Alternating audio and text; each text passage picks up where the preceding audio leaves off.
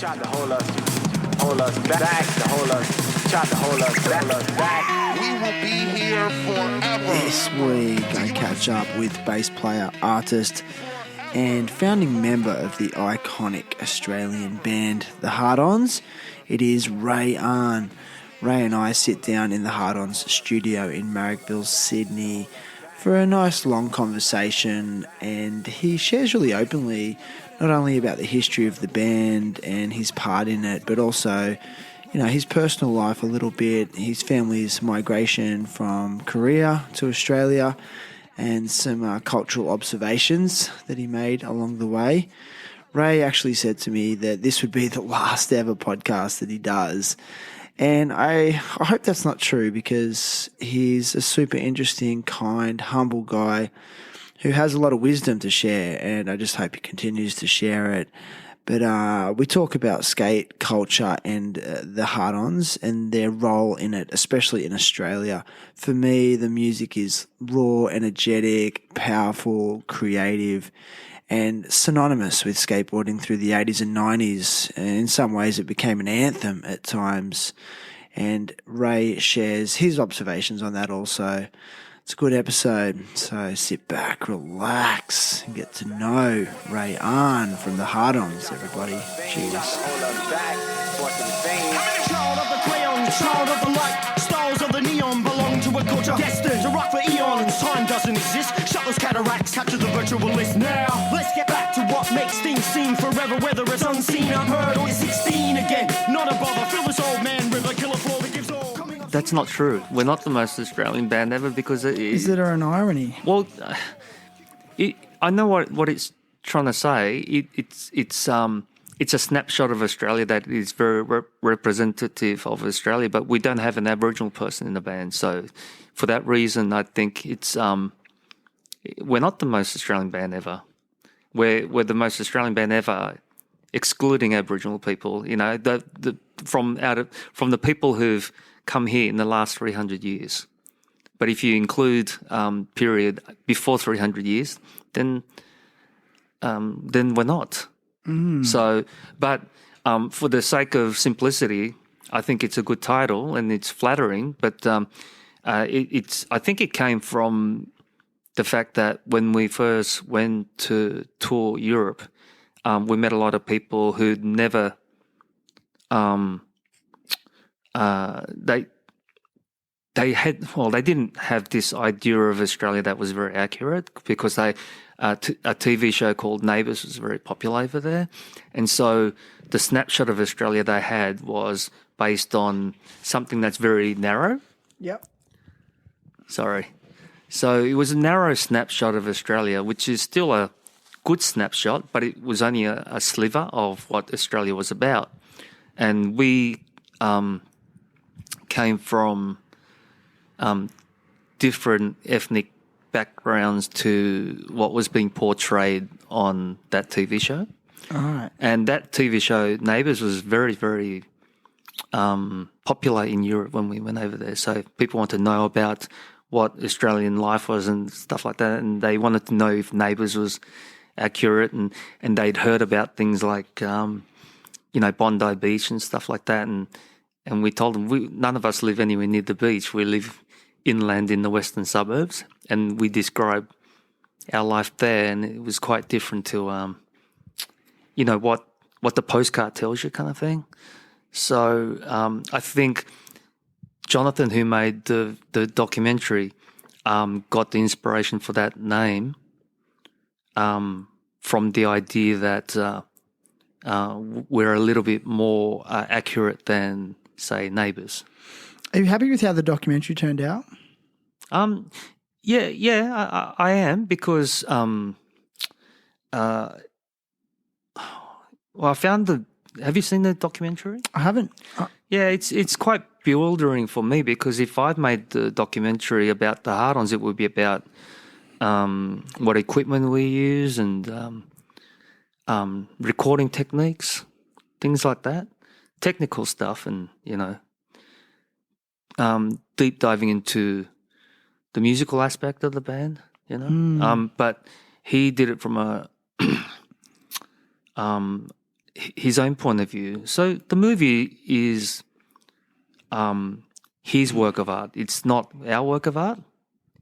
So we're just a subject matter.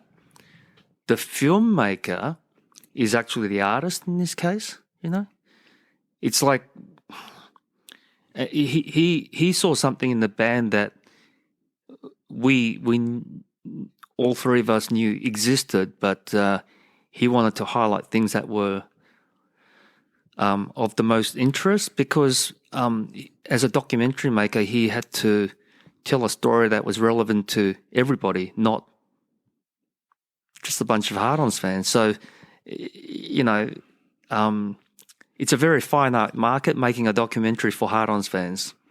Then you could talk about the back catalogue and, you know, why we use that bass amp rather than this one. And that's fascinating for a tiny percentage of the human race. But if you did a social commentary kind of a documentary about the three of us, then he could get a lot of people to be interested. And when we did a Q&A at a place called Avoca Beach, which is Central Coast. Mm-hmm. It was quite clear that most of the people there were movie buffs, but they had no idea who the band was. But they loved the movie, and the Q&A was actually really good. But they enjoyed the movie, and they didn't know anything about the band at all. So you've done a lot of podcasts over the last 5 years. Yeah. And you've had a documentary made about you. Yeah. And I guess what I want to know is, like, do you feel like you're in a real reflective state and you've done a lot of reflection? What do you think you've learnt about yourself and the band by doing all this reflective work? Has anything come up? Because I know when I re-listen to a podcast that I've done, I hear things that I've said and I'll go, oh, has it unearthed any new pieces of wisdom? No, I don't think it has. No, I don't think it feels like I'm regurgitating propaganda most of the time about my band.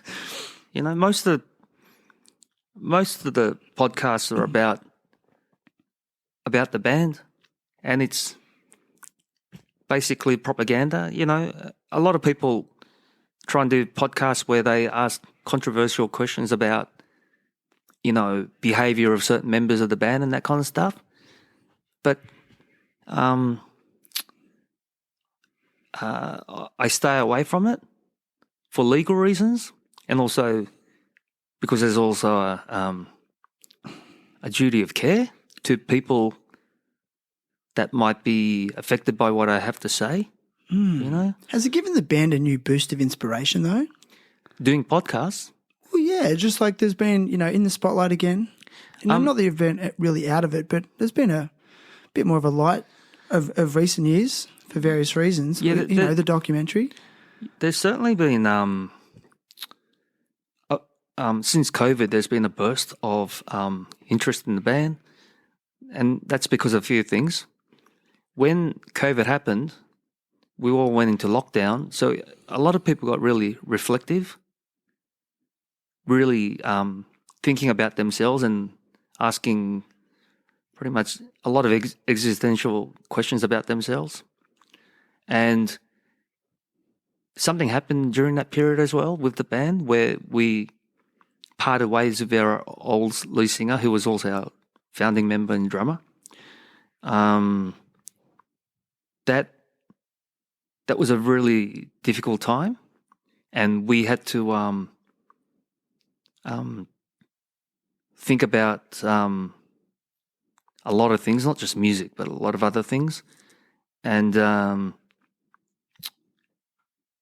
so the only thing you can think of is, as you get older, your only job really is to become a better person than the day before. So hopefully everyone's becoming a better person. But, you know, I think what But it's not just the Hard-Ons, but it's everyone else. Everyone's thinking about asking a lot of questions about their opinion on life and certain bands and all that kind of stuff. And then out of all that, what happens is a band that's been around for a long time, whereas all the new bands are screaming on top of each other trying to get noticed, an old band, all that groundwork's already been done. So an old band like the Hard-Ons, we become heritage bands, if you know what I mean, like a veteran heritage band. Yeah. So it all of a sudden there was all this interest about the history of the band and all that kind of stuff during COVID period. We got a new singer during COVID. And Tim Rogers from a band, that band UMI, and they have way more profile than the Hard-Ons, and that gave the band more profile. Can I ask why he was the choice? Yeah, because we knew him for quite a long time. So from a personal point of view, and also the two bands had toured together before. So there's history there, like friendship-wise. And he knew the back catalogue really well. He knew all the songs. So instead of trying to shoehorn somebody in who didn't know much about the band and then getting them up to speed about what the band is about, we picked somebody who already knew. So so it worked really well. And when we released the album with him, the first one,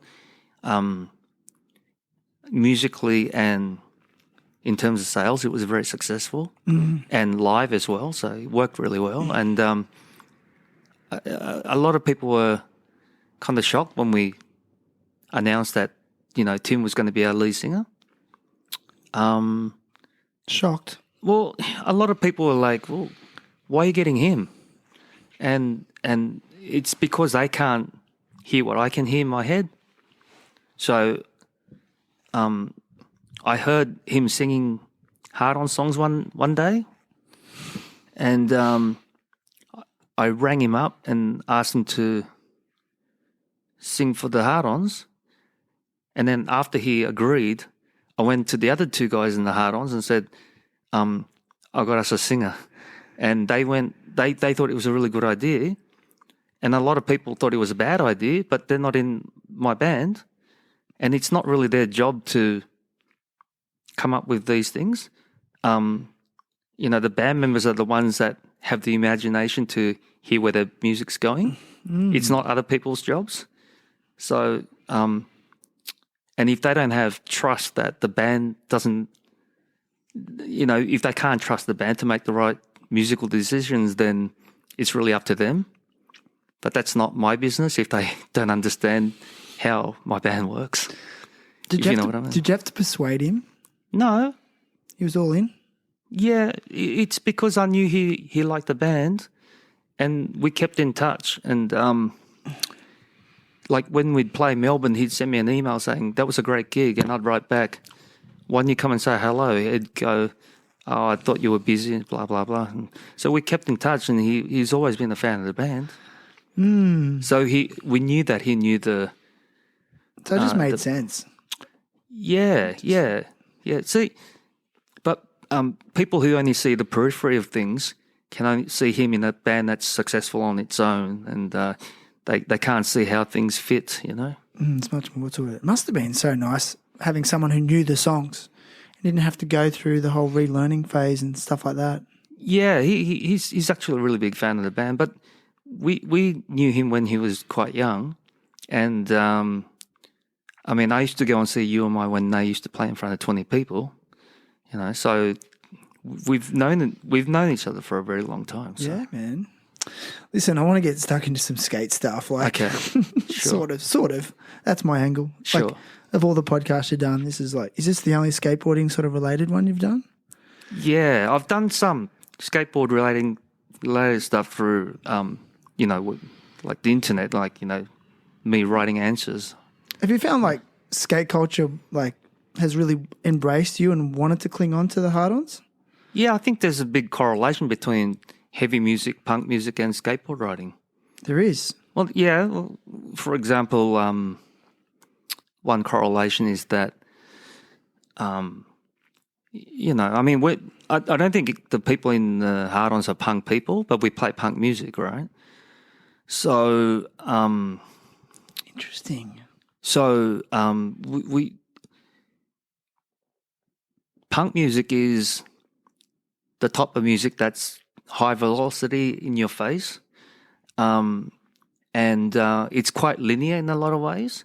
So, if you're a little kid listening to Emerson, Lake and Palmer, or Led Zeppelin, or Deep Purple, or King Crimson, you could really enjoy that music. But then you can't go home after school and get in the garage and start playing that music straight away. It's very involved, for example. I mean, I love King Crimson to death, but the 15-year-old me couldn't play King Crimson, you know what I mean?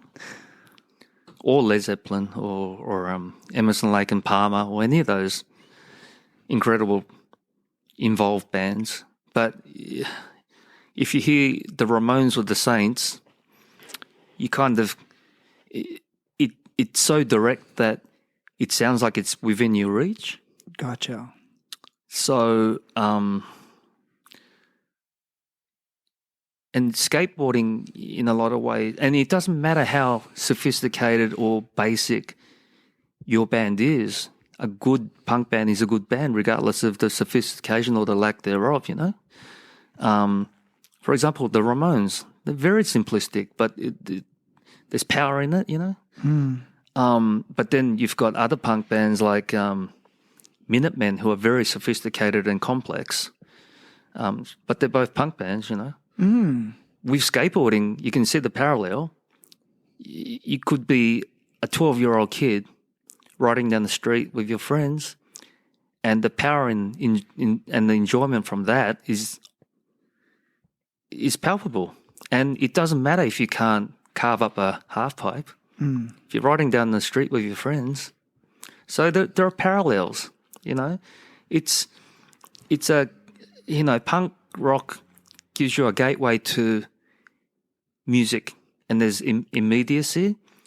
And skateboarding, to me, did the same. I mean, I remember buying a skateboard back in the 70s, and I was loving it from day one.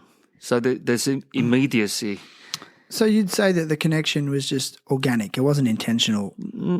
I don't think it was intentional, but I think it was a matter of time before skateboard riders and punks discovered each other's presence. I mean, it's not very far-fetched, you know. You could see the similarities in ethos between the two things. Yeah, the punk one and skateboarding has always been a strong connection. Do you feel like I'm aware that the Hard-Ons have always had full control of the band, like in terms of like I think like producing and recording, and even from what I understand, you guys used to even do your own merchandise and you wouldn't outsource those tasks. Is that correct? So has there always been like a DIY, do-it-yourself ethos with the band? Yeah, that was handed down to us by other bands, like.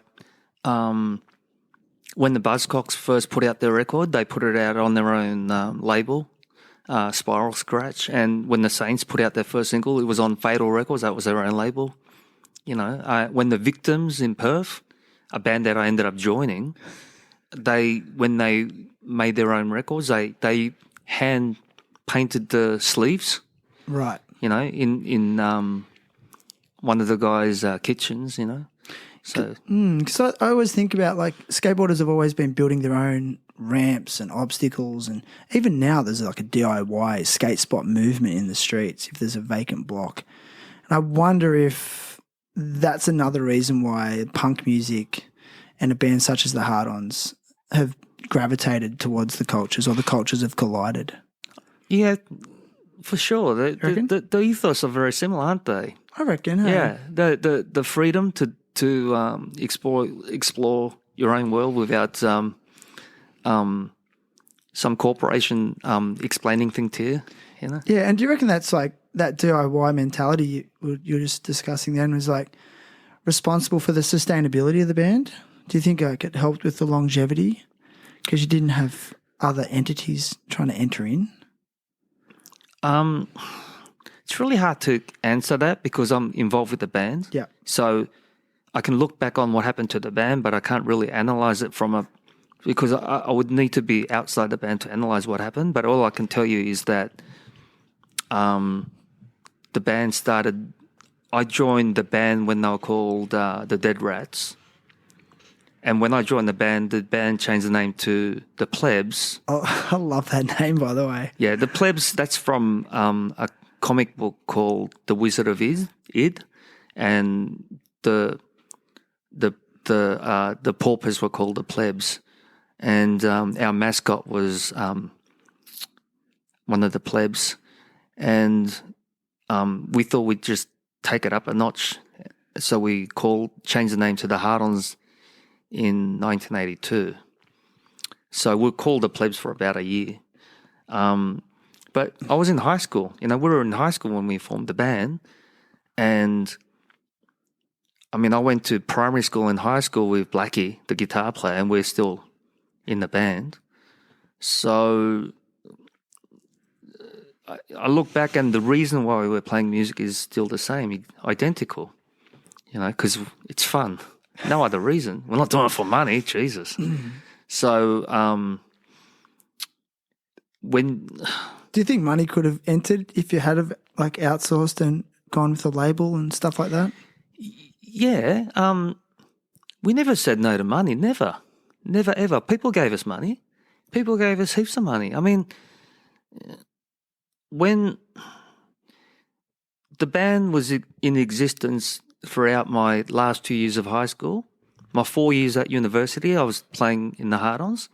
And when I graduated from university, the Hard-Ons were paying me a good salary, a weekly salary from playing in the Hard-Ons.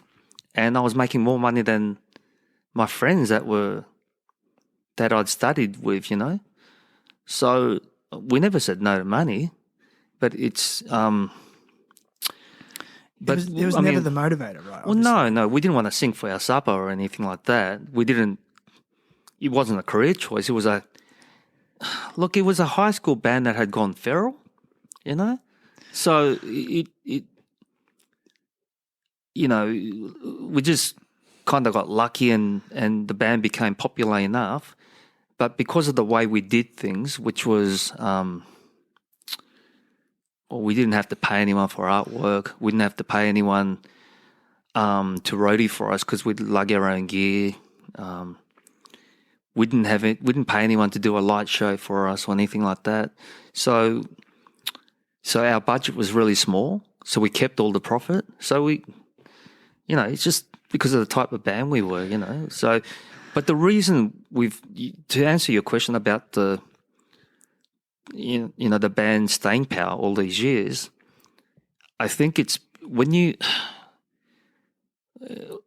don't have anything to lose, it's a powerful thing. Oh yeah. So, like, if you've got something to lose, then you're cautious. Yes. But if you've got nothing to lose, then you're not worried about how much your salary is going to be, and it's just a really big, overgrown hobby. And if you have that kind of approach, you know, you're faced with freedom, and you know it's a very seductive thing being completely free. And has that sustained though? Yes, it has. And the band, it's a band with not much, you know, nothing to lose. I mean, even still. Well, what can we possibly do that would destroy the band? Put out a really bad record. So the only fear is bad music. You know, I mean, we just go out, we'll put out a record, we go out and play. It's pretty simplistic. There's not much to it. There's no band meetings about how we're going to take over Estonia tomorrow. There's none of that kind of stuff. I want to hear about the band meeting when you got together and decided to change the name from the Plebs to the Hard-Ons. Like was there discussions? Like I know this is probably a generic question, but I'd love to hear how you guys came to the conclusion that you're going to change the name. We kind of I think at the time we wanted to there was something about the punk scene. It was obvious that we weren't punk people. You said that before. What do you mean you weren't punk people? Well, punk people back in the 80s when we were growing up were mainly white. So we didn't see any coloured people at all. And there was actually a lot of racism in the punk scene. So we didn't relate to it. It wasn't exactly welcoming. So the thing about racism in Australia in the 80s, the early 80s when we were starting out, was that in the general society, it's kind of manageable, but in a room, in a pub, with 150, 200 other people, it's pretty hard to escape. So it's intensified. But it's a real turn-off. And that's what we saw as the punk scene. So then I realised, what do I have to spike up my hair for? You know? Why do I have to wear certain clothes? Why do I have to identify with a certain tribe? I thought that was... Do you feel like there was a dogma that you had to sort of keep up with? I just the what's the word? You know the conformity? Yeah. You know, the endless circle of conformity was a real turn-off for us. You know, and then we realised a lot of those people hated us anyway because we're coloured. You know. I mean, how did you realise that? How obvious was it? Or getting spat on, being called a slopehead. I can just keep on going if you like, but there was a lot. Somebody coming up to me and giving me the Hitler salute. That's 3. Getting a glass smashed over my head by somebody who was a skinhead. Well, there's plenty there. I mean, these are pretty serious incidents. Yeah. I mean, how are you with it now? Like, is there a resentment in you, or are you at peace with the racism you were subjected to? No. It's but I'm not the only one who copped that kind of stuff. I mean, it was a violent time anyway. If it wasn't going to be about race, it was going to be about something else. It was a violent time. You know, I mean, things were tough, full stop, right? You didn't have to wear seatbelts. Trains didn't have doors that were locking. Isn't that DIY? Well, you go to a... DUI, sorry. Well, yeah, you go to a restaurant, people will be smoking next to you. That's weird to think about. They didn't have dB meters in pubs, so you got your eardrums blasted. Cars had drum brakes all around, not disc brakes. So things were more dangerous back then anyway. So, groups of skinheads who were racist in the street, that was part of the scene. But look, here's the thing. I'm an immigrant, right? So my family came to Australia in 1974 from a country that had martial law, right? At 10 o'clock, you couldn't go out. And my mum and dad lived through World War II and the Korean War. So you come to Australia and then you've got Number 96 on TV on Channel 9. You know, what a great world this is. You know, you turn on the TV, Benny Hill show's on. It's a good life, you know. Well, I had a question written down. Like, you came over when you were around 9, is that correct? 9, yeah. Yeah, and I wanted to ask, like, what were your earliest memories of the country? And I think you've just answered the question. Well, comparatively, it was a dream, right? Well, yeah. So, I mean, you got to remember, like, yeah, the punk scene was really violent, and it was full of there were a lot of racist people there, but it was only because you couldn't really escape them because it was such a small confined space. I mean, but It's so funny. I like to hear it. so It's been wild, man.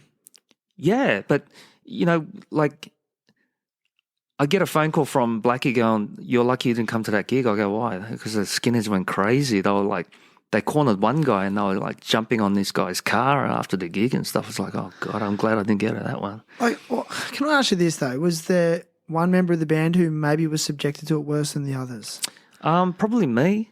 Yeah, our drummer Kesh, he's Sri Lankan, but he didn't cop it as much because he was up the back on the drum kit. Yeah. Yeah, so I copped it. I remember once there was those big spiders, the huntsman? Yeah. There was a real big one in my house.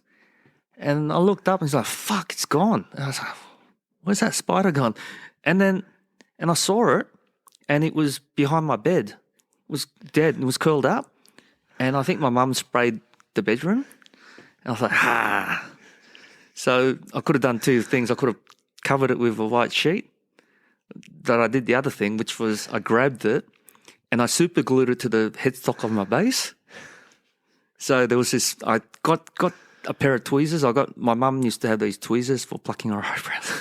So I got the tweezers and I pulled the legs apart and I super glued, so it was a spider like that on the headstock of my bass.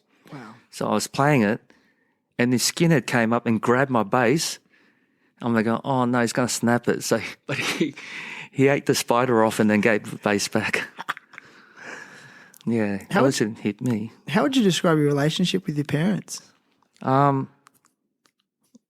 don't have a relationship with my dad because he's dead. But when I did have one, it was very distant. But my mum, I'm quite close with. But I think Korean people my age, their relationship with their parents is very distant.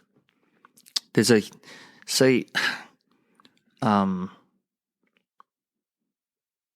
main reason is, like, I got friends who are in their 20s and 30s and they listen to the same records that their parents listen to. Sex Pistols, Ramones, Deep Purple, Led Zeppelin, Joni Mitchell, Neil Young. And the kids listen to the same stuff. And they watch the same movies. So the generation gap has kind of disappeared. But I have nothing in common with my parents at all. Nothing. Because they lived through World War II and they lived through the Korean War. So for them, one day they were kids, the next day they were adults. So they didn't have this period between the age of 13 and 18, that 5-year period when you're dating people or getting in the back of cars and driving to some suburb. Actually forming your identity as well. Yeah. So they didn't have teenage years. One day they were kids, the next day they were adults. Survival mode? I don't know what happened, but my dad told me that he was 15 and then the North Koreans came and the next day his parents were dead and his older brother. So he went from being a kid to an adult because he was orphaned. So he had to kind of figure out what he was going to do with his life. My mum, the same thing. One day she was going to school. The next day she didn't know where anyone was. And all of a sudden she's in a refugee camp. So she had to become an adult. So, they lived through crap that we didn't have to. But I can tell you that between me and my kids, the generation gap is probably not going to be there they're probably going to be more mature than me when they're a bit older. You know what I mean? I don't believe it. So when you say, how's my relationship with my parents? Well, I have a relationship, but it's not very deep. It's very distant. I mean, I like them. I like them a lot. You know, I love them, but it's not something, you know. Well, thanks for sharing it, man, because, like, I think a lot of people need to hear that post-World War II, I guess almost trauma that these people were experiencing. I know my grandparents and were part of World War II as well. I can't help to wonder if, like, that, what they experienced was so gnarly. Yeah. You know, do we then take that on ourselves in a certain way as well? And does that pain then drive us to create? Does it drive us to look for ways to escape from reality or look for different avenues to develop and express ourselves? I'm not really sure, because the crap that my parents went through with the war, It's crazy. they never talked to me about it. I had to really get it out of them. But they didn't really say that much. And they didn't want to say that much. Their way of dealing with it was to come to Australia to make sure that we had a better life here. So it's like, well, I mean, what am I going to do? Go up to my dad and go, hey, listen, I went to a punk gig last night and a guy came up and gave me a Hitler salute. And he could go, I'll meet your Hitler salute by a guy with a shaven head and raise you, my mum and dad, getting killed. I go, well, okay, well, I see what you're saying. So no matter what, you know, me complaining about skinheads, I mean, what's that? Big deal. You know what I mean? So to answer your question about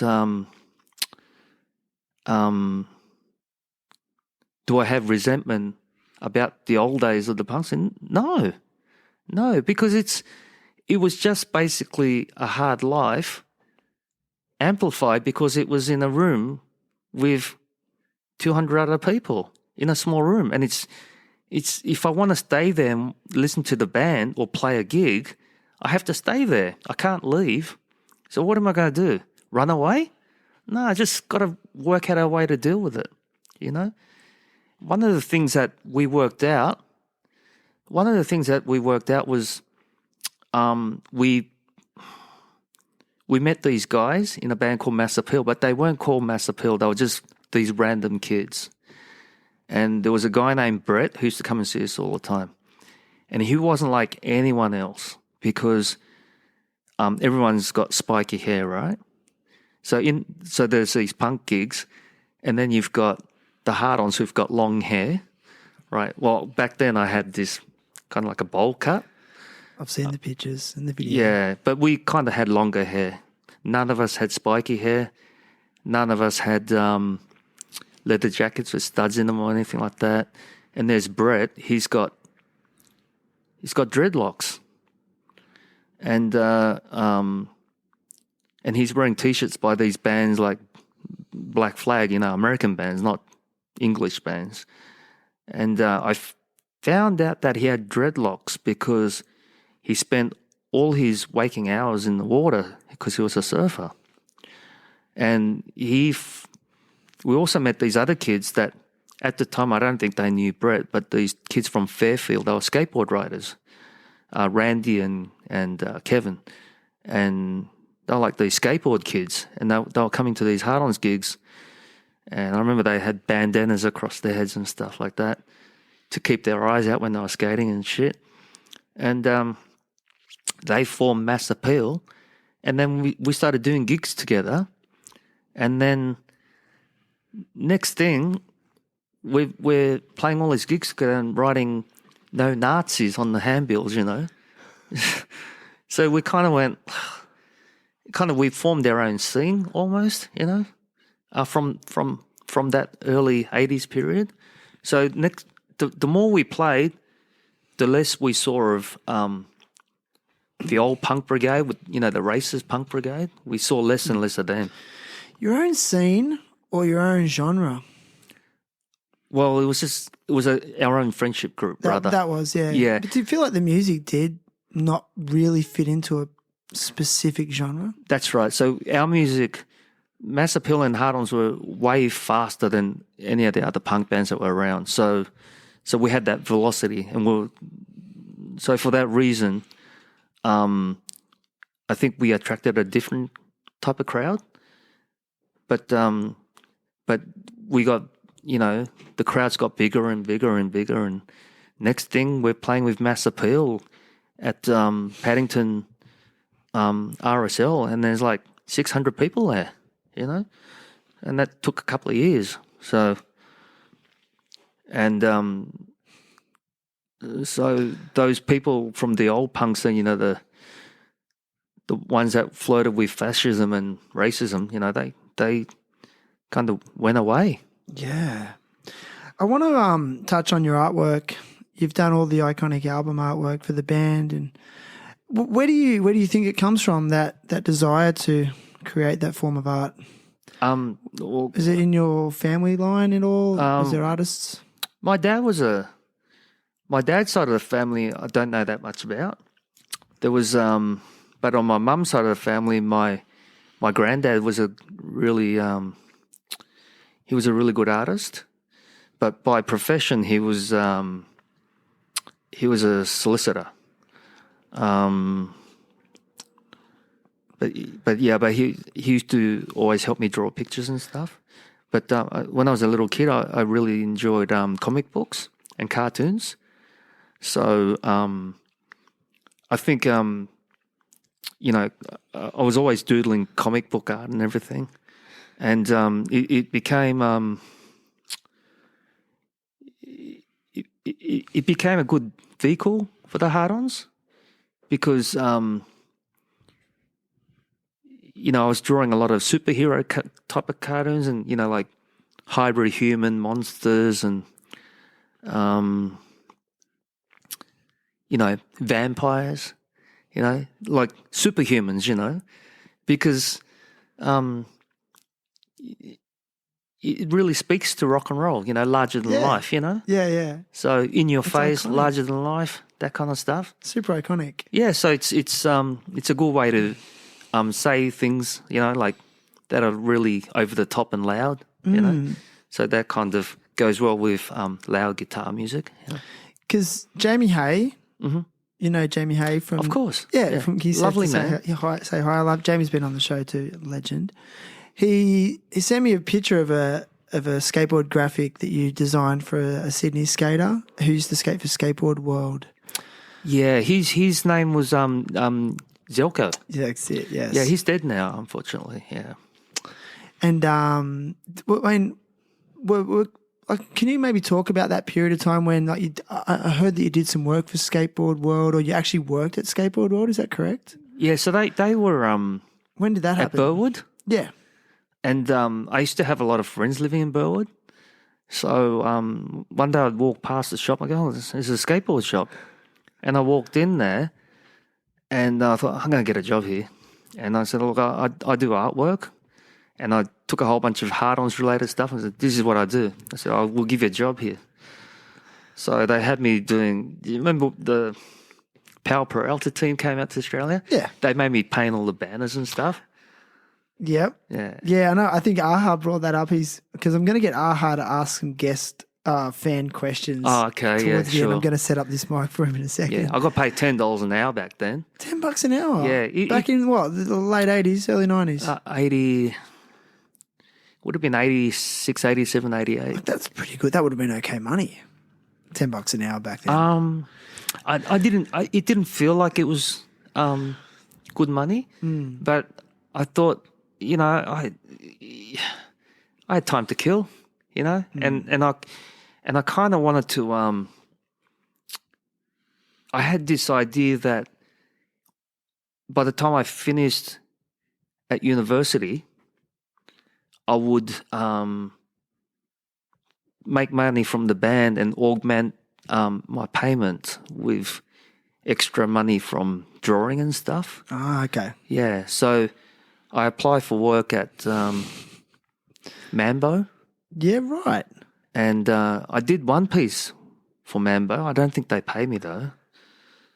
They reckon if they printed it on the shirt, but I never saw it. Not 100% Mambo, but Mambo Graphics, which is, you know, they put kind of cheaper stuff out there. What else? I went for a job at Top Heavy. I got rejected, but I gave him the number of Ben Brown, and he got a job there. That was, you know, so Ben got some work there. But Skateboard World, I remember designing some wheels for them. You know, some graphics around the wheels. What else? Yeah, I did. They wanted me to do a design for Zelko. Interesting. Yeah, and I met Zelko, who was really nice. And I said, "Yeah, I'll do something for you." And they paid me $10 an hour, and I did it at home. And I came back and I said, "How long did that take you?" I go, 2 hours. It's like, okay, he's $20. I was like, "Oh God, I should have said 5 hours." You know? But I didn't think, you know. I was an idiot, so I was honest with him. You're not like an entrepreneur. You're just an artist. You weren't thinking entrepreneurially, like, how can I get the most out I of it? was young and I wasn't struggling for money, you know. Yeah. So I'll show you a photo. It's a used skateboard, so it's like the graphics have been scratched off it, but you can still see your artwork under the scratches. So it looks like a comic book. Yeah. Yeah. So my idea was to pervert Spider-Man, who was like a hero, but pervert it and turn Spider-Man into somebody who's not a hero, but a monster, you know. Yeah. So it was like it was satire of Spider-Man. I did that with Donald Duck and things like that. So I'd get a much loved icon from a comic book and turn that character into something perverse or evil, you know. Cool. I want to talk a little bit about like the evolution of the band over the years. Like you've seen the band break up, and then there was that period of time where there was a breakup, and then you started Nunchucker Superfly. Mm-hmm. Do you feel like that was like a really necessary time of like reinvigoration and inspiration for you musically? Yeah, it was, because the best thing about playing in the Hard-Ons is that we didn't have shackles or chains, so we were free to do anything.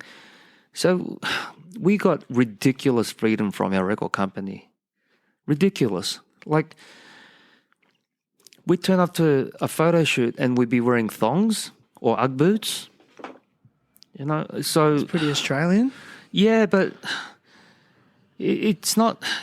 When you go for a photo shoot with your band, you kind of get a bit dressed up.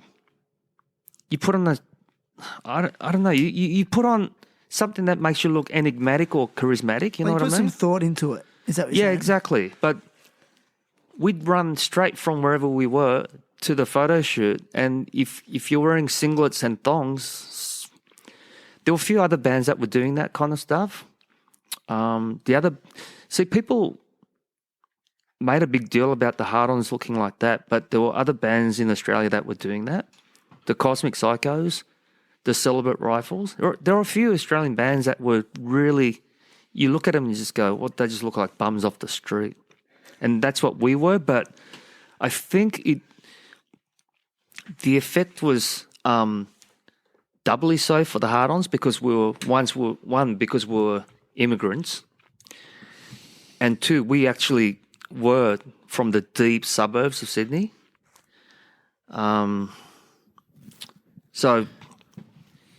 But that started changing, and things started changing when Nirvana got big, you know? When Nirvana got big,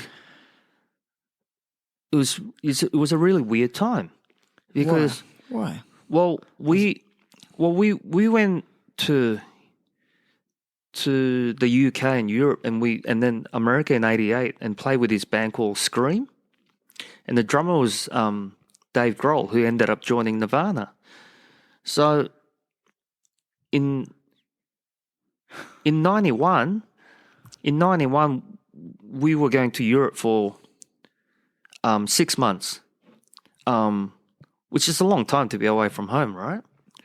So we basically had to prepare to leave early in 91, go to Europe for 4 months, come back to Australia for 2 months, and tour Australia for 2 months with the Cosmic Psychos, and then go back to Europe for another 2 months. So we were going to be on the road for altogether 8 months without a break. So, and we were like really excited because before we went to Europe, we toured first with the Ramones and then with the Butthole Surfers. So we didn't stop touring. And then next thing, I've got this Adidas sports bag full of clothes and I've put stuff into my mum's garage and I was going to be away for like 8 months. And in that period, our manager, Tim, said Nirvana is going to be on tour at the same time in Europe, apparently. And I think we're going to do a couple of shows with them. And then I remember, it'd be good because Dave Grohl, our friend from Scream's in that band now. It'd be good to catch up with him. So I'm looking at we looked at the itineraries like, we're not playing with Nirvana. Wonder what they're up to. Anyway, we're in Paris. So you weren't put on the roster? No, they didn't come to Europe. Oh, right, okay. They did, but our tour didn't match up. Oh, gotcha, yeah. And then, so we thought we'd bump into them, and then we're in Paris, and this is days before our mobile phones and stuff, and our roadie, Andrew, he disappeared. He went for a jog, and we're like, we have to leave. But Paris is like, it's quite complex, and he didn't know where he was, so he got lost. So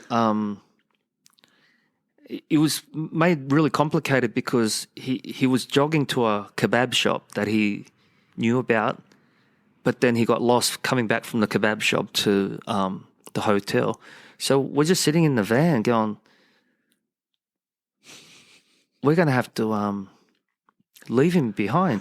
And so we're sitting in this van, and our manager Tim's waiting for him at the hotel lobby, and he comes back to the van with his package, and somebody had dropped off to him the advanced tape of Nevermind by Nirvana, and he goes, while we're waiting for Andrew, let's play this. Bullshit. And then he had this advanced tape, and he played it, and the first song's that famous song.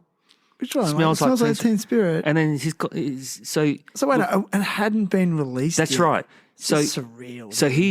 So we've got in the van. He's put the cassette in, and he starts playing. And you know that famous song. So he starts coming on. I've heard of it. And we played the song really loud, and I'm like, man, that song sounds like $1 million. And Tim said, that's incredible. Listen to that fucking song. We're like, wow. Anyway, we finish out. Well, that's Dave's new album. So we go back to Australia, and everyone's like, don't you know that drummer from Nirvana? Yeah. Well, he used to play in Scream. He's like, he's in Nirvana. Don't you know him? I go, yeah. Davo. His album's gone to number 1. I go, what? Nirvana's gone to number 1. And I go to this record shop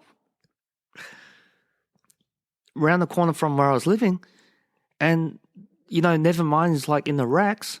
It's number 1. And I go, is that number 1? And the woman behind the counter goes, it's outselling Michael Jackson. I go, what? So he went huge. And then from that moment, I think everyone's world changed, because you're talking about a band like the Butthole Surfers that absolutely nobody knew. If you go and visit all your old school friends and go, we're going around Australia with the Butthole Surfers, they go, who's that? I go, well, they just sold out Salinas, 2,500 people. They just sold out 2 nights in a row at the Old Greek Theatre in Melbourne. That's 1,500 people a night, right? They sold it out. Everywhere they went was sold out except Adelaide. So this is a band that nobody knew about, but they're selling out all these places, right? So what is that? A parallel universe? So it's a secret universe of underground music that nobody knows about, but it's thriving. So that was going to change. It was going to go from there to everyone knowing about it. So where does it leave a lot of bands that are around? Well, you either become popular like those bands, or you start getting overtaken by bands that are being signed up by record companies with big money. And so we're like, oh, well, what do we do? And at the time, we were being distributed by Festival Records, which they've got money, They're a rich company, Festival Records. So I think everyone thought that we had a lot of bases covered. Cult following, a pretty big following, a good work ethic. We're going to put out records and tour all the time. So in theory, Hard-Ons should get good success, right? But then all of a sudden we're turning up to photo shoots and people are saying, our record company is saying, you're going to have to start dressing a bit better and stuff. And he started getting more like work. All of a sudden, there was this pressure to become popular. Whereas when we were left alone to our own devices, it's like, well, just do what you want. And it's going to be successful. You've got a cult following. But all of a sudden, it's like everyone has to make $1 million. It's like, we can't compete with these bands. Like, we can't compete with bands that have been played on Triple J. So,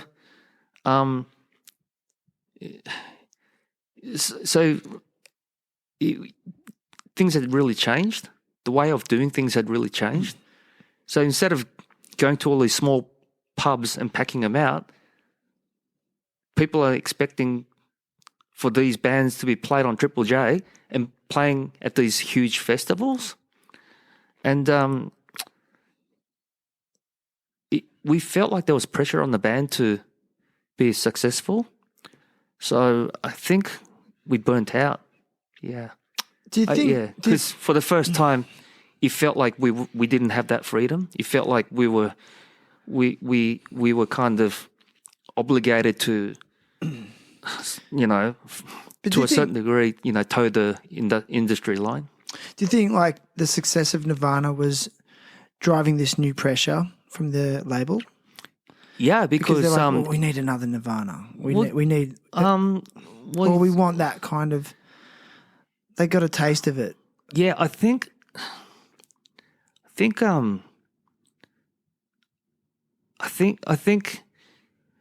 Okay, just to give you an example,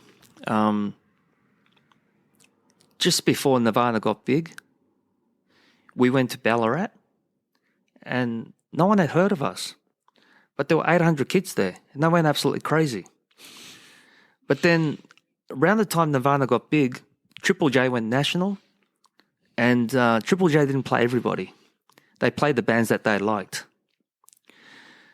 So to get onto Triple J, you had to, fit their paradigm of what they thought was part of their youth network.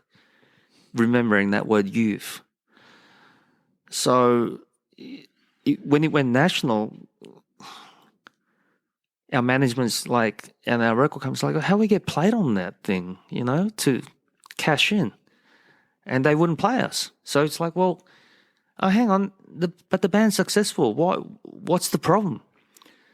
The problem is, next time we went to Ballarat, the kids were not just going to turn up and watch a band I'd never heard of. They were going to wait for the Triple J band. Whether it be Spiderbait or Regurgitate or whoever it happens to be. Mm. So yeah, I mean, a lot of bands really benefited from Nirvana's popularity kicking down the doors, and all of a sudden, instead of being a parallel universe of weird underground music and Elton John, Billy Joel, the Eagles, the mainstream, all of a sudden the two blurred into one big thing. And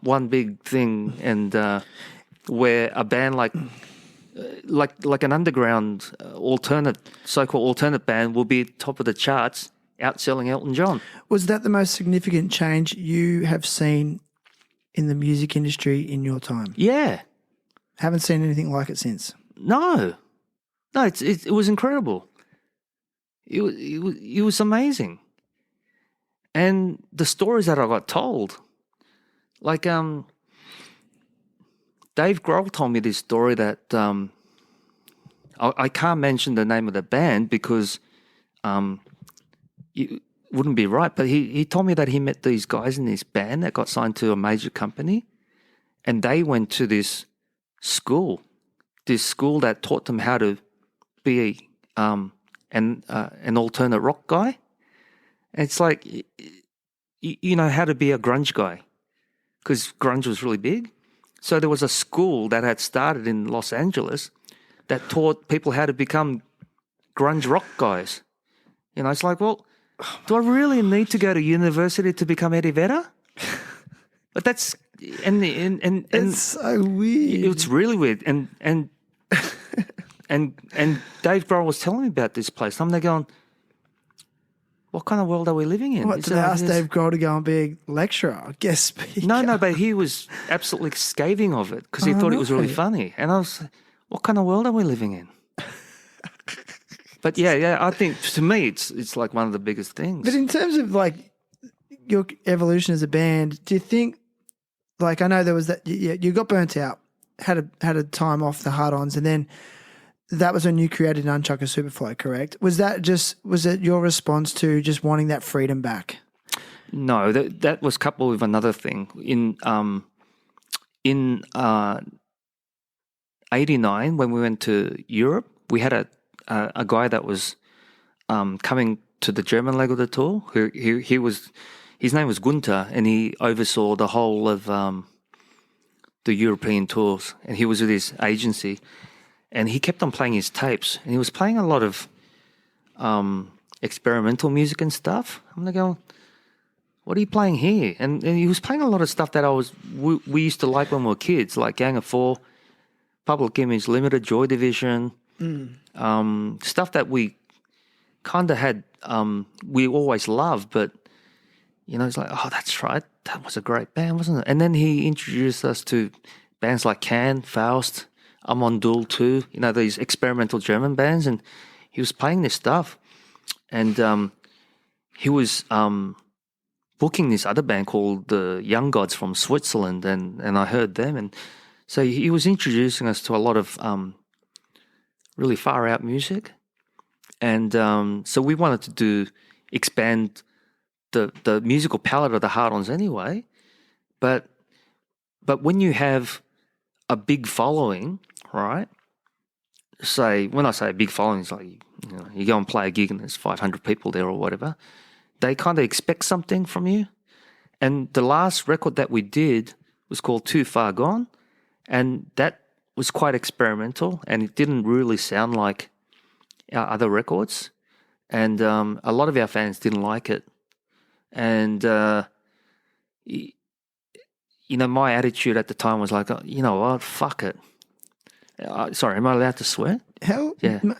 Dude, I'll never tell you what to say. You know, so my attitude was like, you know, fuck this. It's like, what are we worried about here? Let's play the music that we really want. And so, it felt like the best way to do that was to form a band from scratch with no rules, like we did with the Hard-Ons. So form the Hard-Ons again, but with a different name, the same attitude, but with absolutely no expectations from fans expecting, or other people expecting to sound a certain way. And so all of a sudden you fall in love with music again. That's what I thought. So all of a sudden you rediscover why you're forming a band in the first place. Yeah, right. And otherwise, if the Hard-Ons had stayed at that point, it probably would have become a parody of what we had set out to do. So the best thing to do was to break the band up, and then we were only able to reform the band 5 years after, when all that chip on our shoulder disappeared. Yeah, that's what I was going to ask. Like, do you think you actually would have got together if you didn't have that time? No. So you wouldn't have got to get back if you didn't do Nunchuck or Superfly. You may have never got back together as the Hard-Ons. Well, I didn't want to retire from playing music. I just didn't want to play with the Hard-Ons anymore. So when we had that band practice and I walked out, and Blackie, the guitar player, rang me and said I walked out as well. So I was like, well, 2 of the 3 members of the Hard-Ons have just quit the band. It's like, I guess that's it, you know? So, and within a week, I'd formed another band with a bunch of other friends. And Blackie goes, have you formed another band? I go, yeah. He goes, can I join? I go, yeah. And Blackie being Blackie, he started writing songs for the band straight away. And FOMO. He had FOMO straight away. well, he had the same idea as me, which is like, how do I rekindle,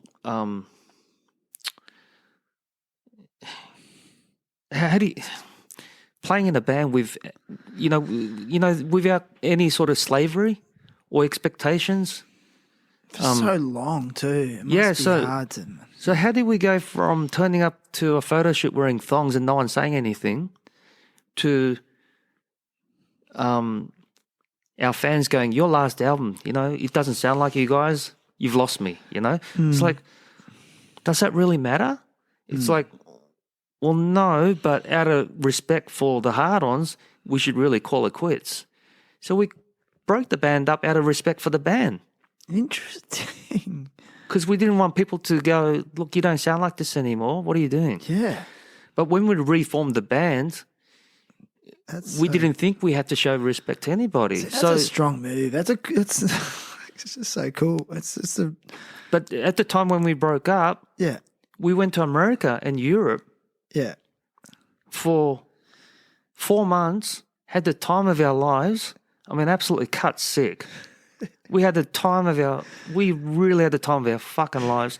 When we came back, they said, can you do the big day out? I was like, well, we did it last year. We're like, but don't do the whole thing. Just go to Gold Coast and Sydney. New Zealand. Okay. We're like, let's see. Yeah, okay. That sounds like fun. Who else is on there? Soundgarden, Smashing Pumpkins. I go, oh, geez, one more Asian wouldn't hurt. Yeah, let's do it. Let's do it. So, yeah, I mean, we did the big day out, those 2 big day outs, and then they said, there's a festival happening in Central Coast. Who else is playing? Screaming Jets. You guys are on just before them. It's like, oh, yeah, all right. Can we leave just before they come on? I'll leave anytime you want. So that was my attitude then. It's like, the band's broken up. Let's have a good time. So I drove all the way to Central Coast, got out of my car, ran on stage. Andrew Morotti gave me my bass. I played, and then I said, take that home for me, Andrew. Bye-bye. And I just drove straight home. No way. Yeah. Just a straight turnaround. You're there for 1 hour. Like 1 hour. Yeah. But that's I don't blame you. Sorry, just kidding. No, I mean, I like all the bands, but that was my attitude at the time, Yeah. So I have to admit, I like playing music, like 45 minutes on stage, but everything else I'm not a big fan of. Like Blackie's the other way. Blackie, our guitar player, he likes being at the airport. He likes hotels. The road lifestyle. Yeah, he likes the hotel. He likes getting a coffee from a totally new place. He likes all that stuff. I'm not really like that. I like being at home. Listen, I don't want to go into, you don't have to share detail here, but, being in a band for so many years, festivals, clubs, venues, it's synonymous with heavy partying, especially in the 80s and 90s. There's hard partying. How do you seem like you came out of that period pretty unscathed. A lot of people succumb to the heavy partying and drinking and led to substance issues. Do you want to share about how you navigated it as a muso? Yeah. Everyone's really different. So when I met Blackie, he was involved in cross-country running. So he was in a club doing cross-country, and he was a really good squash player as well. So he was very athletic, and you know what he does for a living now? He's a personal trainer, and so he's very conscious of fitness and stuff. So I wasn't very good at sport, but I really liked keeping healthy and stuff. So, you know, my big loves in life when I was in my 20s, you know, once I graduated from university, it was like records, books, and then playing indoor cricket with my friends, you know. Just didn't give a shit about that aspect of it. I found it kind of like a rock and roll cliche that didn't really speak to me. You know, I wasn't really into that kind of stuff. You want to be cliche? Well, no, I just want to be myself, and it's you have to be who you are. You know what I mean? So, like, I hope she's not listening to this, but my ex-girlfriend, she get angry at me because we get invited to a certain thing. I go, I'm not going. Go by yourselves. And she go, but the guys out of Red Hot Chili Peppers are going to be there. I go, whoopee-doo. It's like, I don't want to go. And, it was a big, you know, she said, you're just boring. I go, yeah, I'm boring, but I'm at home reading Kurt Vonnegut novels, you know. I'm getting a kick out of this. I love it. Dude. What do you want me to do? That's so rad. Even now, I'm just a very boring, mild-mannered person. So we go on tour. I'd go back to the hotel room, and I've got my iView channel, you know, iView app, and I watch Gardening Australia after the gig because I've missed out. Like, it's on Friday nights. I can't watch it, so I'll just watch it later. Back at the hotel. Get the rerun. Yeah. It's like either that or I can go and do some drugs. But I've got friends who do that. I've got friends who go and party and do drugs and drink or whatever. But it's really up to them. It's you know, and if it's good for them, then I'm happy for them. But I just can't force myself to enjoy the rock and roll lifestyle when it doesn't speak to me. You know. That's just me. But look, when the Hard-Ons were breaking up, we were, you know, that was our job, so that was our salary. I was doing a lot of. It was a good time to be in the Hard-Ons because, you know, I'd go record shopping. You know, I didn't have a job, so all I had to do was wait to. I go to band practice, I go and make records, I go on tour. But in between, I'd have all this free time. So what would I do? I'd go to record shops, buy records, go to secondhand bookshops, buy books, and after that, I'd go swimming every morning. I'd go to the local pool, go swimming, and on Wednesday nights, I remember I used to play indoor cricket with my friends. That was really good. And I'd do kickboxing with Blackie. So me and him used to do kickboxing together. That was heaps of fun. I reckon most people would not know this about you, especially the Gardening Australia stuff. But anyway, keep going. You know. It's so cool. But it's heaps of fun because, like, the level of fitness you require doing squash, like the first time you play squash after you haven't done it for a long time, it's like, oh my God, my lungs are exploding. Yeah. And then you do kickboxing, you're like, after 1 minute, you're like, I think I'm going to explode. But that fitness... The level of fitness is just insane. But that would transform... That would translate into your performing and music making, surely. That fitness. I don't know. I just really enjoyed it. But then you know, week after week you go, oh, it's not as bad. It's like playing squash, right? Because we used to play squash as well I think squash was on Wednesday. No, cricket was on Wednesday nights. I think squash was we used to have squash tournaments on Tuesday squash isn't on trend anymore. It's all about like pickleball or something. Yeah, but we used to love squash. Yeah. But Blackie was a really good squash player. Like, he was amazing. But I think he played for a club at one stage. But you don't do it for a long time and you go back and you're just like, oh my God, I'm going to die here. And then you get better. Every week you get better and better. And after a month, like, you're quite good. You know, your fitness is really good. Yes. And I really enjoyed that. Yeah. That's awesome, man. That's so unique. It's such a unique aspect of you. Thanks for sharing it. I appreciate it. That's okay. I mean, a lot of people are like, I'm sure I'm not unique in that way. Well, just not rock star enough. No, you know, well, come on. We need you to be more rock star. No, I'm joking. It's not for everybody. You know? Squash is rad, though. I used to love it as a kid. I remember I skated mini ramps that were in at squash courts, if I relate it back to skateboarding. So, yeah, spent some time in squash courts. It's a different kind of a fitness because I got a lot of my friends that play music drink a lot. And if I drank like they did, I would be dead, seriously. I don't know how they do it. So, I mean, a lot of my... Are they still making music, though? Yeah, and they're incredibly talented, and they're like my closest friends, and they drink, they do substances and all that kind of stuff, and it's what they do. If I did it, I'd fall over and die, you know. But you know, it's a different kind of a fitness, isn't it? Yeah. You know? But you know, you kind of have to follow your own path with these things. I mean, you're an adult, you know. You should do what you want to do. Hell yeah. You know. Henry Rollins, I'm sure this has been asked on every podcast you've done, and given that this is the last podcast you're ever doing, right? Can I ask you about what it was like working with Henry Rollins, and even him performing with you at Big Day Out? Can you share about it? Yeah, I found him really professional. Okay, like he was very punctual.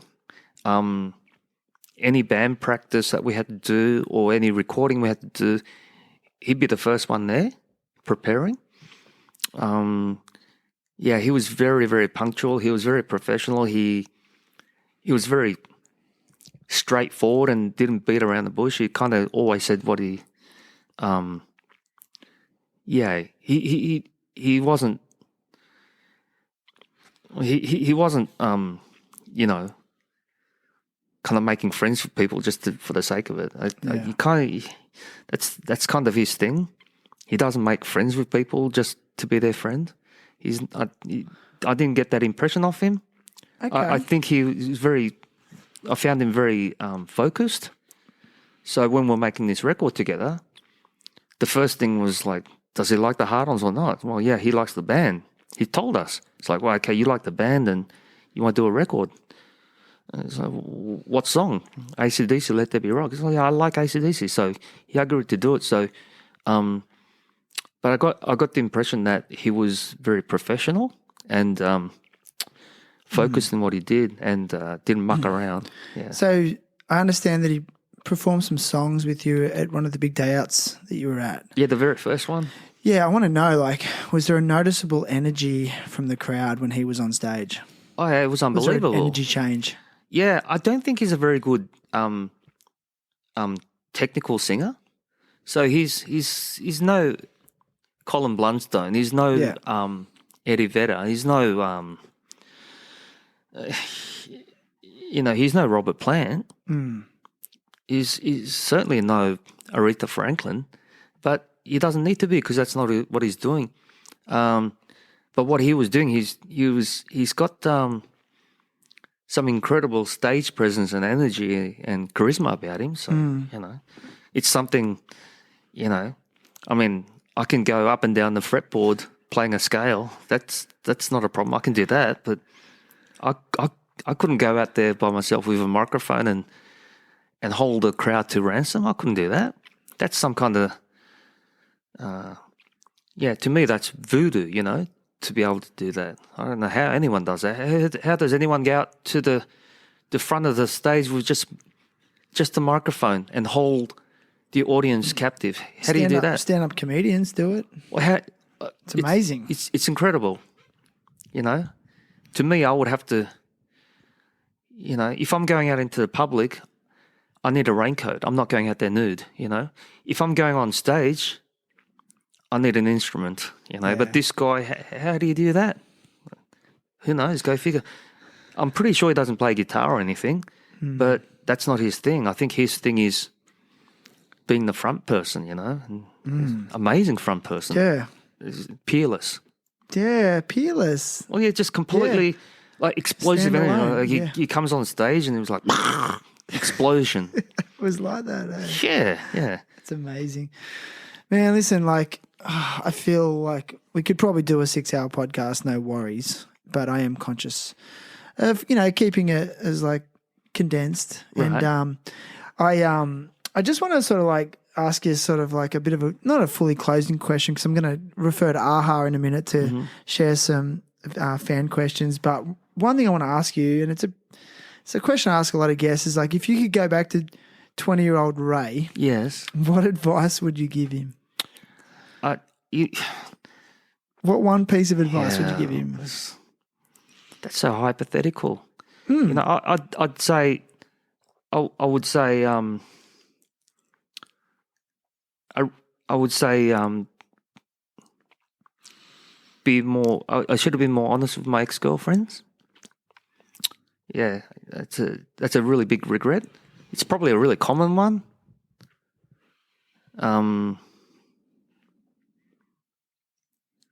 It's something I don't really dwell on, but everything else that I've done, I've just gone, oh, yeah, big deal, But one big one would be, well, why the fuck did you have to lie to your ex-girlfriend? Well, she was my girlfriend at the time. Why'd you have to? Yeah, that's a big one. Yeah. So is it more like advice, or is it something you reflect upon as maybe you wish you navigated better? No, I don't wish that, because it's useless, Because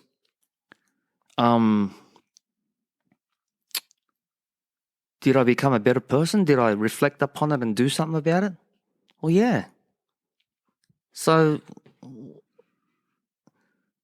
I remember talking to a friend of mine that I knew from childhood, and he's Muslim, and he went to jail for 2 years, and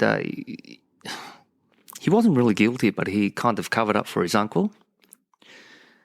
He went to jail for 2 years, and he said he was having trouble finding a job because of his criminal record. And also because he's Muslim. And he said, I went to jail for 2 years, so I paid my due to society, So he felt like he'd done his time, and it really kind of resonated with me. I thought, yeah, well, what kind of world is it if you can't forgive people, So... Are you forgiving of yourself, though? Well, I have to. I don't have a choice. And the only way I can forgive myself is if I've become a better person, though. Have I become a better person? Have a look. Yeah, okay. Like learnt from the experience. Yeah. If there's something you're doing wrong and you realize that you're doing something wrong, address it. If you don't address it, then go to hell. But if you address it, maybe you can move on. The ego doesn't like that, though, because it's being practical. I see it all the time, because people want to hold a certain course because it's uncomfortable to admit you're wrong. Oh, no, I was wrong. I was wrong in that I did a lot of bad things, but I didn't do anything that would ever send me to jail or get me bashed or anything like that. I didn't rob anybody. What did I do? Cheated on my girlfriend. Yeah. What else did I do bad? I don't want to hear that. Yeah, okay. That's one. I belittled people when I was young. I would mock people because I didn't have empathy with what they were going through, because I had a chip on my shoulder. And a lot of what the Hard-Ons is about was, do you remember back in the 80s, the big enemy was like censorship? So it was like, at one point the Hard-Ons like this poster boy of anti-censorship. God, here's a band, they got balls, they call themselves the Hard-Ons, and then just going, put out records with these titles in it, and they're offending people left, right, and center. People are getting really offended, and all of a sudden it's like we're heroes because we've got the guts to like make mockery of the music industry and the whole idea of censorship and decency. Would I do the Hard-Ons in the year 2025 with the same methodology? No, I wouldn't. But it's context, isn't it? So contextually, when I was a kid, if I got, racially bullied or whatever, that's another chip on my shoulder, right? How do I get them back? Be obnoxious back, right? With my band and that kind of stuff, the Hard-Ons. And then just laugh at everything in a really shockingly mocking way. And that was like, the default setting was to offend people and just go, you know what, fuck, I can say whatever I want. That's rampant right now, the libertarian idea, don't stop me from saying whatever I want to say. The whole shtick right now, everyone's gone, well, I don't want to hear Welcome to Country when I'm watching a game of football. I don't want to hear that. I don't want to, if I want to say something about gay people, or I want to say something against Muslims, if I want to say something against trans kids, I should be able to. It's a free country. There's a big thing. And I'm thinking, you're an idiot. What year is it? 2025? And you're worried about your own right to offend somebody? Is that the most important thing in the world? But at the time when I was a little kid, maybe I was like that. But remember, that was 1985. And it took one friend, a friend of mine, I offended her, And she's a really close friend. I mean, I had lunch with her the other day. And about, I suppose, 2016, and so 9 years ago, I said something, as a joke, I said something publicly about her and her family, and she didn't laugh at it. And it was awful, and she let me have it.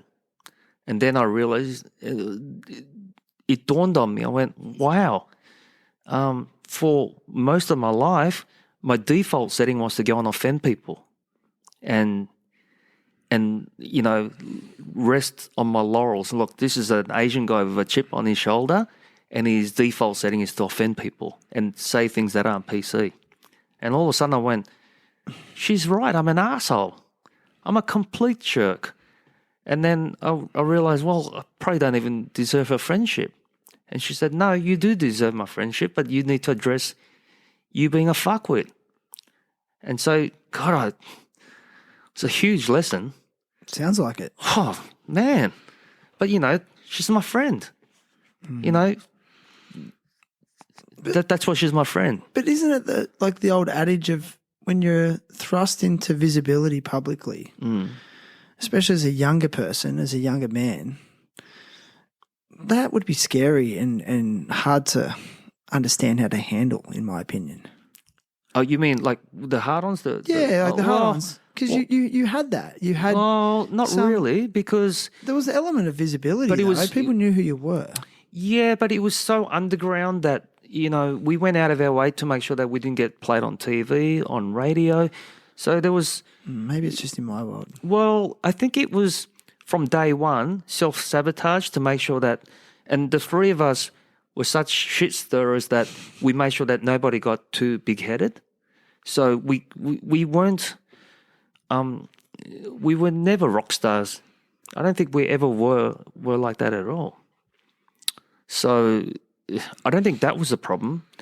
I think the problem was that for me personally, I had a really weird default setting of being able to, in my mind, being able to say whatever the hell I wanted, and it's not the reality, and it took a friend to remind me that,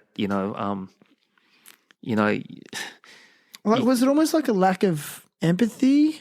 Like, do you? Yeah, it was. Yeah, and so you're saying that has been one of your biggest life lessons is. Oh yeah, That you need to have more empathy.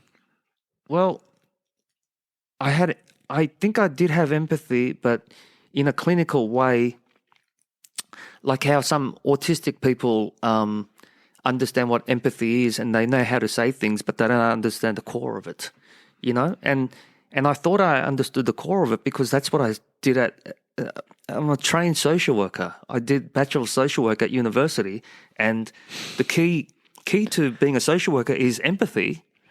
That's interesting. But then at the same time, my 4 years of university, from 84 to 88, that was a peak period of my university years and peak period of the Hard-Ons being as offensive as you would understand. And so my university friends understood that to be satire.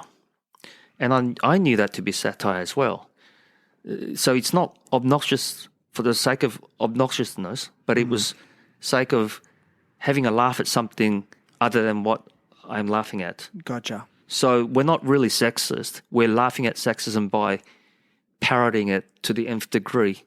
So it's almost like satire. We were sexist like Tom and Jerry were violent. Got you. Right? So it's cartoon. So it was performance art, and it was performative to a certain degree, but I realized that the type of person that I was, with a chip on my shoulder, I was built for that performance art. But then when we put out this record called Yummy in 1990, that had absolutely no profanities at all, no offensive things about racism or sexism or any of that stuff. But, you know, we'd moved on. We stopped doing that. But in my mind, my default setting still was I had this really, really good knack of offending people. And so I would constantly. And if people didn't like it, yeah, fuck them. You know, that was my default setting. You know, that's how I would deal with a lot of things. Yeah. And I think it's a common one for a lot of people. Probably. Whether they say it or not. Yeah. And if I ask myself, do I regret some of the things that I did? No, just one real big one, and that's what I said to my friend Laura. I said something to her in public that offended her to the point where it was like waking up for the first time going, wow, you know, she's so right. She was so right. And I was like, fuck, imagine if she hid that from me and she was offended. Like, have you made amends? No. Oh, yeah. We've made still, amends? Yeah, yeah. Nice. Yeah, she's one of my closest friends. That's right. You know, so, but that's what friends do, right? They forgive each other and true friends and do. give them time to grow up. Hopefully, you know. Yeah, they tolerate you and your shit. That's what true friends do, hey? Well, you do that with family, so you apply that to really close friends. It's funny how we think we can get away with it with friends and family because we just assume that they're going to just stay loyal to us and stick with us. And that's why I think some people tend to treat their family like shit. Yeah. I don't know. Anyway, sorry, bit of a tangent. Let's go to, listen, we're starting to wind it up. Let's turn to our man Aha with some fan questions. We might just try to keep it to maybe a handful. Yeah. Is that okay, Aha? Let's go. Wait up. Let's get some volume there, my man, and speak into that microphone. All right, so this is from Todd Coleman, who's a fan and takes a lot of photos at your gigs. He said, when is Jerry A from Poison Idea coming out to Australia to play some shows with you? Well, the first thing we've got to do is put the album out. Right. So Jerry's at the moment.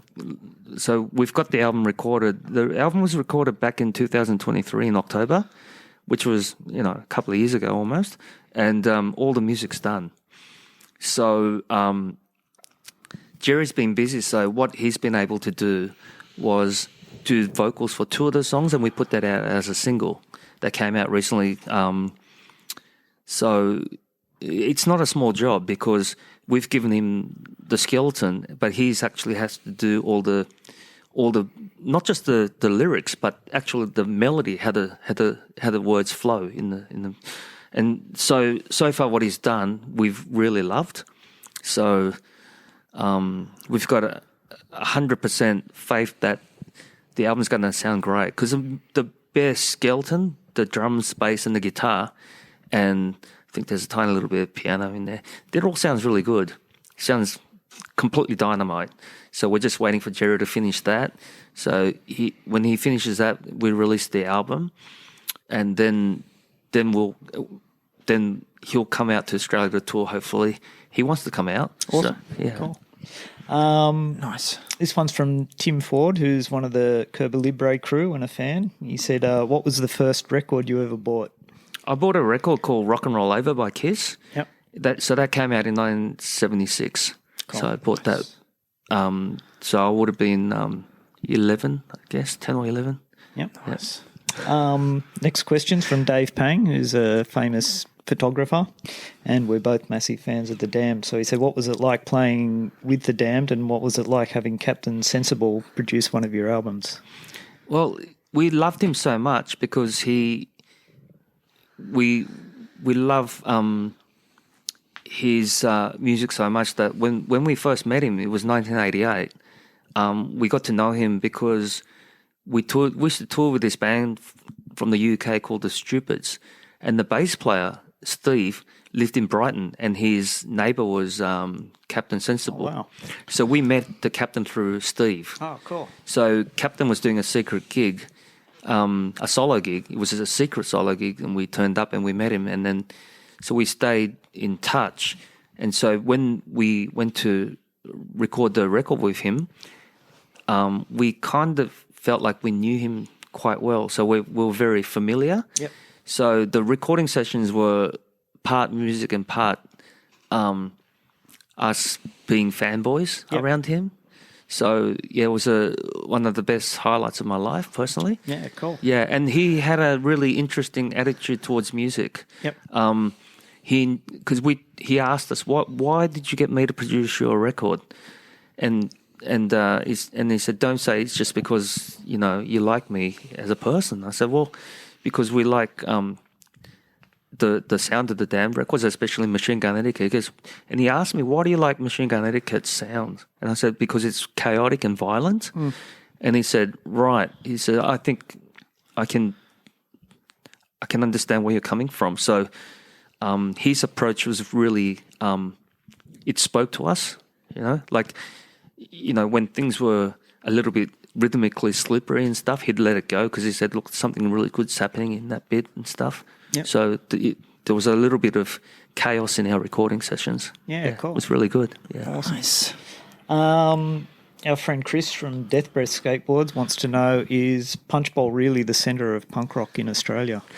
No, that's... Good question. Punch Bowl is the centre of the universe for not punk rock, but a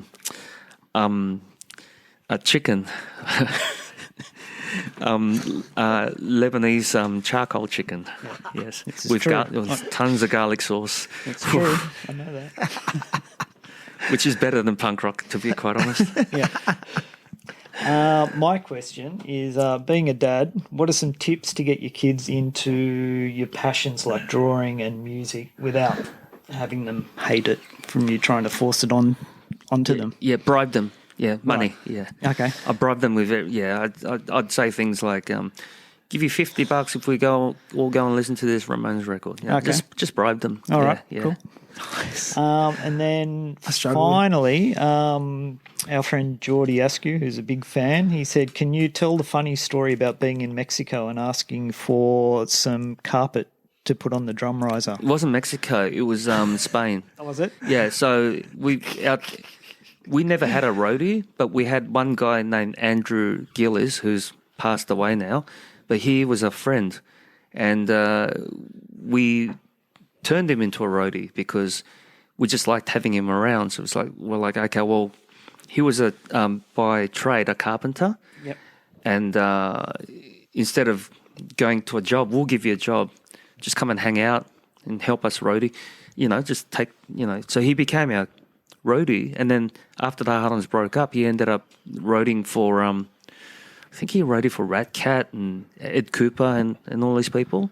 But when we went to Spain, Andrew's, he was a really funny man, like hilarious. Like you couldn't meet a funnier guy, a real comedian, and almost as funny as me. Anyway, there was there was a stage at the Revolver Club in Madrid, and we're setting up and we're setting up the drums on top of the drum riser, and there was no carpet. So we're like, what are we going to do? Because the drums would go flying forward. We've got a drum carpet. Yep. So I said, Andrew, no drum carpet. He goes, yeah, leave it to me, Arnie. I'll get something. So he went up to the duty manager and said, we need carpet for the drum riser. And he goes, yeah, see. And then the duty manager started screaming at his like little minions and underlings and started clapping his hands. He goes, underlay meaning hurry up, underlay. And then Gilsey said, not underlay, just the carpet. It was so amazing. It was great. That's hilarious. All right. Well, thanks so much for having me. Thanks, Andrew. Aha's Corner. We'll call that. That's a new segment. What do you reckon? There we go. Well, listen, Ray, it's been an absolute pleasure and an honour. So thank you for your time. And I am going to start the outro music. Yes. And maybe you could just tell us, like, what's next for the Hard-Ons? What are you working on? And we'll start to wrap it up. Okay. The next for the Hard-Ons is doing this album with Jerry A from Poison ID, and hopefully touring around Australia and wherever else would have us with Jerry A promoting this new album. Hopefully that'll be really soon. That's epic. So, okay, I'll put if there's any tours, any links to the tour dates yet, or is that set up or not really? No, we haven't. We got some gigs, but we haven't announced them or anything. You haven't announced them. Okay, yeah, it's way into the future. I guess if you're listening, look out for that. But anyway, Mr. Ray Ahn from the Hard-Ons, everybody. Thanks, Shannon. Thank you. See ya. Bring it to you guys on my other necklace, man.